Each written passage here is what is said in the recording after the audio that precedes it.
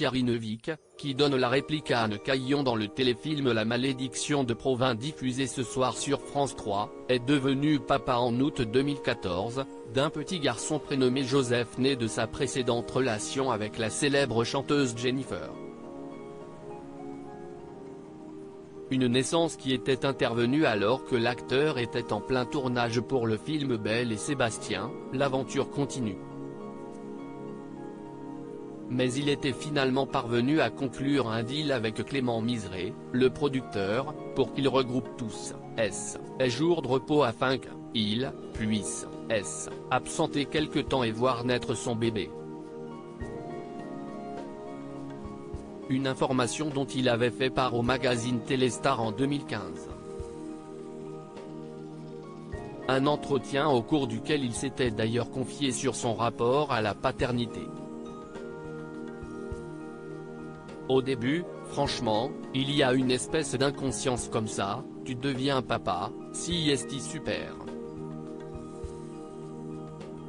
Si est avec le temps que l'on se rend compte, que l'on prend la dimension de la chose, que ce n'est pas forcément facile tous les jours, avait-il alors confié à nos confrères, avant de préciser que, s'il n'avait pas peur de son rôle de père, il pouvait en revanche se retrouver dépassé parfois par des trucs liés à l'éducation donnée à son petit garçon. Mais d'après Jennifer, qui accordait une interview à Paris Match en 2018, le père de son enfant répond parfaitement à ses obligations. Des parents soudés en effet, l'ex-candidate de la Star Academy, qui est également la maman d'Aaron, qu'elle a eu avec le musicien Maxime Nucci, et de Giovanni, fruit de ses amours avec l'entrepreneur corse Ambroise Fieschi, avec qui elle est toujours en couple et mariée, note de la rédaction, avait affirmé à l'hebdomadaire être vraiment aidée par leur père. Elle est même allée plus loin, en estimant que sans eux, et sans sa famille, elle n'aurait jamais pu tenir. De quoi peut-être rassurer Thierry Neuvik s'il pensait ne pas être à la hauteur.